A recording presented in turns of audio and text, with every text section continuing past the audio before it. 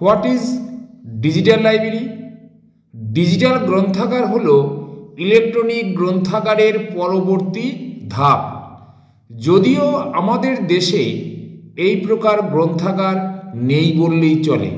এই ধরনের গ্রন্থাগারগুলিতে প্রধানত কাগজে মাধ্যম কোনো তথ্য সঞ্চিত ও সংরক্ষিত থাকে না। সমস্ত তথ্যই ডিজিটাইজ ও ইলেকট্রনিক আকারে সংরক্ষিত থাকে। এই সমস্ত ক্ষেত্রে ডিজিটাল গ্রন্থাগার কম্পিউটারে পাঠ্যরূপ তথ্য নির্ভর। সংরক্ষিত তথ্য ম্যাগনেটিক টেপে বা ডিস্কে প্রকাশিত হয়।